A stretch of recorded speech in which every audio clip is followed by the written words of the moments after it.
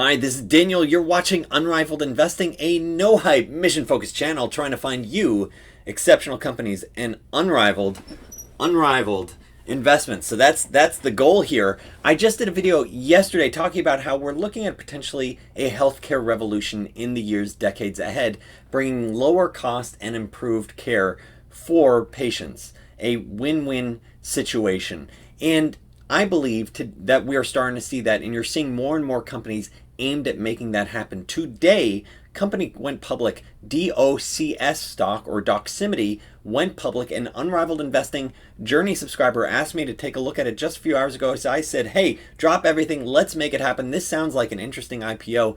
Is there stake to the sizzle? Stock ramped up higher today. Based on my quick look, I think this company is very promising. It looks quite interesting. I'm just not quite sure if the valuation is there yet. Talk more about the valuation at the end of this video. Let's first understand what Doximity is, DOCS, what's their business model, and lastly, what's their valuation. So let's dive right in. So once again, today, Doximity, DOCS stock IPO'd, more than doubled, New York Stock Exchange, nearly a $10 billion valuation. Is this just a fluffy IPO? Is there actually stake to the sizzle? And what's interesting is here it is, they're describing themselves effectively as a LinkedIn for medical professionals.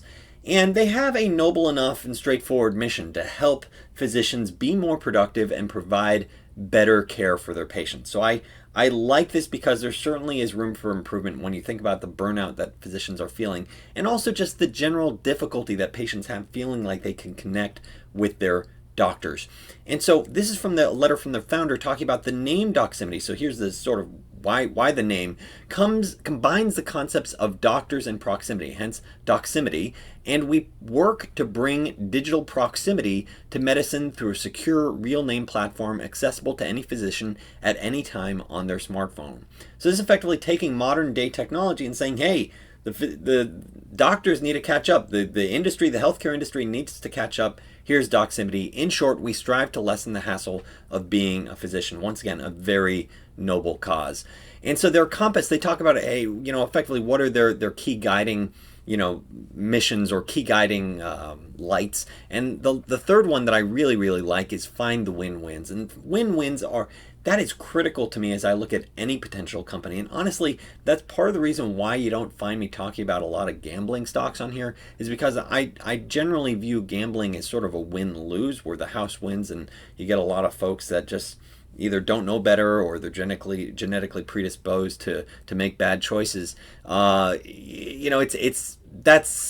That's the reason why I haven't made a big push on gambling stocks, even though those companies can mint money, is that in life, I personally want to find win-wins as well, as I think those businesses are inherently more sustainable long-term. So them talking about that as they're part of their number three cultural value really strikes me as important, where they talked about we've shunned easy revenue like banner ads. We look for true win-wins, such as finding jobs, medical education, user-friendly telehealth, and clinical trial recruitment. I think this in itself, if you just wanted to stop right here, you now understand, I think, what they're trying to do with LinkedIn, which is helping either doctors or hospitals find, connect jobs or find, fill roles, teaching physicians what's best medical approach or prescriptions that they should consider, telehealth optionality directly to patients, and clinical trial recruitment, helping physicians say, hey, if you have a patient with XYZ, conditions, this is a trial for this type of drug, you should be aware about it. So this is,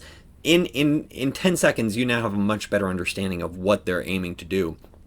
But in broader understanding of what's the value add for a medical professional, let's say to join the Doximity network or this platform, effectively it's free to join, and the medical professionals need to stay up to date on the latest treatments and research. So you're getting a news feed with this information. It's driving deeper subspecialization, so that way if you need to find out very specific details for a unique patient case, this is now easier with a site like this, where you can more easily see who are these specialists. Lack of HIPAA compliant communication workflow tools designed for physicians. So this is something they were custom built for, saying, hey, there's a lot of regulatory red tape that makes it hard for physicians and patients and other physicians to talk to each other. Here it is, let's make it possible. This is the appeal, a really strong value proposition, potentially unrivaled for medical professionals. And you can see they sort of framework it as here you get your professional network, socializing with others,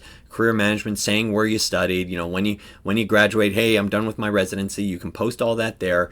Then the news feed for following up all this information, and then a full suite of productivity tools. So this is what really makes them stand out head and shoulders above other platforms like, let's say, a LinkedIn or Facebook or something like that, is that you have these additional productivity tools like e-signatures or digital fax or this dialer-free Dialer Pro, where you can directly connect with patients using an anonymized phone number. And that's a really big deal. So that way it's even easier. The contact information is right there and you can just make it happen. So this strikes me as really valuable for the medical professionals, but we'll want to see, hey, are the medical professionals coming into it? Is this actually a growing network? And we'll want to see that in a second.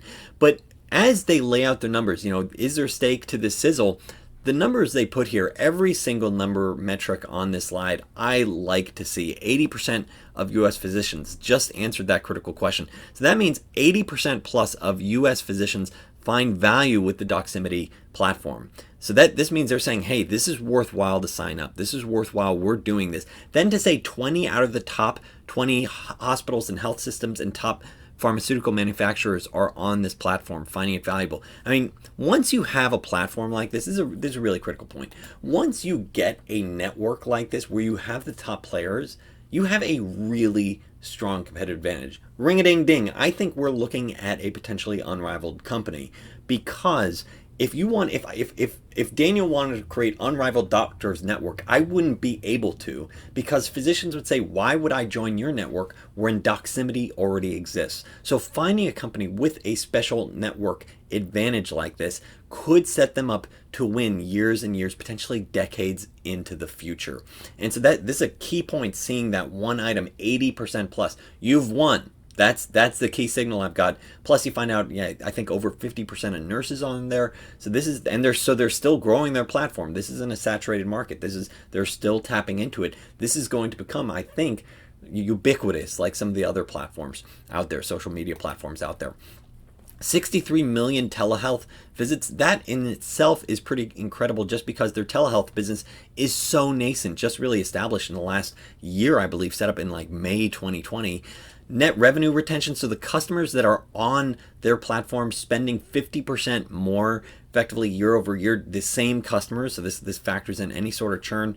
Folks on the app clearly love it with a 4.8 star rating, and I mean, look, 31% EBITDA margins, that is super juicy. I like to see each of these metrics. So what's the actual business model? And we sort of alluded to it a minute ago when we were talking about their mission statement, but here it is. Our customers are primarily healthcare organizations, so think like hospitals, but in particular pharmaceutical manufacturers, i.e. whoever manufactures the treatments or drugs, health systems, and medical recruiting firms. So those are the three key players who purchase subscriptions for our marketing solutions, hiring solutions, and telehealth solutions. That's keyword subscription. So this isn't just an ad rev business. This is effectively a subscription-driven business. We had over 600 subscription customers. Okay, so this isn't like hyper diversified like some of the other global platforms, social media platforms, but 93% of their revenue was generated from subscriptions. So I'd argue this is way potentially better than subscriptions. The trade-off with subscriptions is that with effectively ad spend you would have potentially higher pricing dynamics over time because it's all demand versus supply, whereas here it's beautiful because it's recurring revenue. So whenever I think, oh man, 93% recurring revenue, and just earlier this week, I did a video on Corsair Gaming where I talked about how I by and large, I had trouble with it because I felt, hey, this is closer to one-time sales. And sure, some people like to buy, some fancy game rigs, once every year or once every other year. But this is an example of a company where it just pops, where it stands out. And I'm like, wow, this is way more compelling in terms of a business model. So this is a perfect example of a company that pops out. And so, of this 93%, recurring revenue, of their total revenue, marketing solutions were greater than 80% of their total revenue. So why are marketing solutions part, what exactly is going on here? And so why marketing? It's really two different buckets. You have this pharmaceutical manufacturers where they talk about, we provide targeted digital access to America's largest network of physicians. That is juicy because physicians are the ones that are going to be recommending to patients what treatments they should get. So pharmaceutical manufacturers are able to use Doximity to run highly targeted marketing campaigns in a digital format, maximizing access to important physician audiences, reducing reliance on in-person sales representatives. This is, once again, win-win. Pharmaceutical manufacturers doesn't have to spend as much on, let's say, hotels, plane tickets. Say, hey, we can bump up our digital, marketing budget, so that way physicians can see in their news feed effectively advertisement saying, hey, if you have patients with this condition, try or consider this treatment. They're talking about a median return on investment for these marketing spend of 10 to 1. That is an exceptional return on investment. This is a very strong win-win. My concern here, just a quick pause, my concern here is that there could create conflicts of interest here of, well, what's actually best for the patient versus what is the idea that sort of got into the doctor's head because they were seeing advertisements. So that does create the concern for me. Like, what if a physician sees all these branded treatments and it's like, oh yeah, I'm going to recommend this branded treatment because it's just stuck in my head, when in reality, prescribing a generic can be 80%, 90% cheaper, but just because it's in their head, they go, oh, they're not really mindful that, oh, here's the generic. That's a broader problem that I think needs to get solved with the individual health systems, but that's also part of this healthcare revolution that I'm also very excited about. And so they also talk about their health systems, effectively, why are they spending money? And health systems are able to promote brand awareness and develop new relationships with referring physicians at a proven median return on investment of greater than 13 to 1. I mean, once again, a fantastic return on investment. Why would they want it? It might be due to the fact that they have roles that they need to fill. They're maybe a health system that's like, hey, we need to build out the psychiatry department. So hey, we need to fill up these roles. Or maybe it's, hey, we're running a clinical trial. We need to get physicians aware that we want to fill these spots. Let's make that happen. So you could see both, but a key aspect is these pharmaceutical manufacturers saying, hey, let's make sure we get in front of physicians, because physicians are the ones that are ultimately making that recommendation, that prescription to the patients. They just started making a push with telehealth. I believe telehealth is around 2% of the revenue, certainly under 5% of the revenue. So very, very early days for their dialer, paid functionality, which is the anonymized, contacting video chats with their patients, which obviously is immensely valuable. And you could see, how this has grown. And it's really incredible to me. Here, you see their revenue over time, $207 million in their fiscal 2021, ending in March. So just finished their 2021. Now, what's amazing to me is here it is. You effectively have this $10 billion company, effectively based off of 1.8 million members. And that's just shows you how niche marketplaces like this, or niche platforms focused on very specific audiences, can create immense value over time. 1.8 million total members and 80% plus of US physicians. Really something special here. And you see, not only has their revenue gone just incredible over the last few years, which I just showed, but their profit margins are also fantastic. Their gross margins are, I believe, around 80+%. Their EBITDA margins have been getting really juicy, increasingly profitable. Very excited to see this. So then the key question from here is, well, what should you consider about that valuation? Here it is. I'm going to do a quick plug for those first time, tuning in, where my name is Daniel. You're watching Unrivaled Investing. If this is your first time tuning in, please make a point of subscribing and hitting that like button if you like learning about these potential multi-bagger stocks that could potentially go up hundreds or even thousands of percent over time. If you want to follow my personal journey as I look for potential multi-baggers, go to unrivaledinvesting.com. First week of the month, I call it my full portfolio, reason for my top, let's say 10 positions or my top positions. And then during the month, I call out a potential multi-bagger. Oftentimes it's not a video I've even talked about on YouTube. Situations where I'm like looking at it, I'm like, hey, here it is. I think the downside's covered, or, I think the downside's reasonable and the upside's potentially hundreds of percent over time. And so that's really what I'm looking for in my own personal journey. I'm looking for those, heads I win, tails I don't lose too much type of investing mentality. And there's also an exclusive Discord community of like-minded investors, sharing notes. And hey, this is the reason why I'm even doing Doximity right now, is someone, part of the Unrivaled Nation reached out to me earlier today, just a few hours ago, saying, hey, Daniel, check this out. And I was like, all right, Let's make it happen. So here it is. Please make a point of subscribing if you haven't already. So let's get into this valuation. And as we look at the Doximity valuation, so yes, the stock is up a bit. It's around this 53 bucks, around, a little sub $10 billion valuation. You did see some nice revenue growth in 2021, their fiscal year 2021 ending in March. That growth would have been closer to 60%, maybe 60% plus. They did an acquisition that did bump up their numbers a bit. So what's their growth next year, and what's the growth in the years ahead? So around $207 million now. I'm saying let's do a range of 40 to 60% growth, next year, this next fiscal year ending in March 2022. So that gets you to around 300 million in revenue. In which case you're really looking at a company that's around 30 times forward sales. Now, 30 times forward sales is a very, very full valuation. Let's be clear about this. I mean, you need to really execute on your growth and your profits and probably, capital allocation if you don't want to get penalized in the stock market for this type of valuation. 30 times forward sales. You're in hyper, territory over here. That said, I mean, there aren't a lot of companies like this, to be fair. You look at the large social network companies that, have grown and gotten to scale, they can have really juicy margins. And so here it is. I'm saying their optimized margins could potentially be somewhere between 40 and 60%. I believe that could be the case for this business longer term. Currently it's closer to like 20 to 30, but longer term at scale, as they continue to grow and they think they have a decade more of hyper growth, here it is. I think, this makes sense. So then the question is, over the ensuing 4 years beyond next year, what's their annualized growth rate? So once again, I'm doing somewhere between 30 and 50%. So that's beyond this next year. What's the ensuing years and what sort of growth rate does it get? I'm saying 30 to 50%.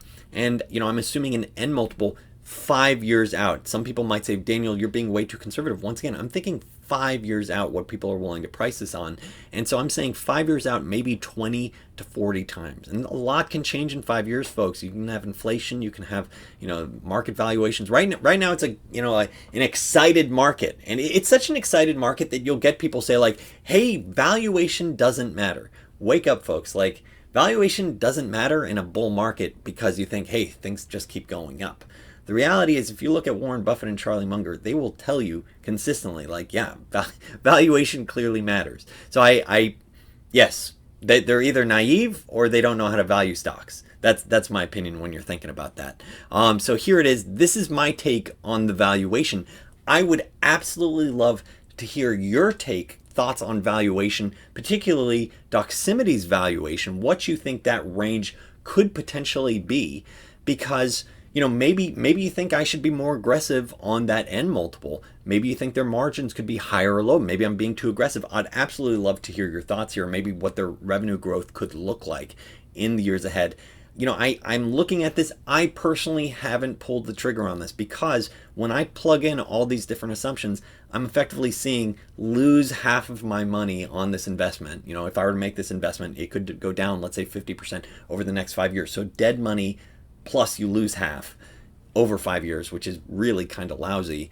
And a high side of make 200%. So the 200%, like, yeah, like that's great. But the downside just doesn't strike me as, that's sort of tough. So I haven't pulled the trigger on this because of this. I'm still thinking it over. I'll obviously post it to Unrivaled Investing Journey subscribers if I do actually pull the trigger on this at some point. That said, not all stocks are too expensive. I have called out Alibaba fairly frequently on this channel. Yesterday I called out another stock that I bought. That's more of a special situation that I'm just sort of waiting for the SPAC vote to see if it gets a bid up before then. But for the Unrivaled Investing Journey subscribers, once again, each month calling out potential multi-baggers. In May, I called out a stock trading well below liquidation value that I think has 2 to 3x upside over time. And just this month, I called up in June 2021, I called out a stock where I'm effectively on my low case. I think it's like, hey, maybe 50 to 60% upside in my low case, and on my high side, like, man, things really work. You're talking about hundreds of percent. So that's what I'm calling out for Unrivaled Investing Journey subscribers. If this video was helpful for you learning about Doximity, DOCS stock, please make a point of subscribing. If you're already a subscriber, I do appreciate the thumbs up. Just as a heads up, I do videos both on multi-bagger potential stocks, as well as general market videos. So you should be prepared for both, because it's like, hey, depending on what's going on, I'll post about it if I find it to be interesting and worthy of your time. Thanks so much for watching.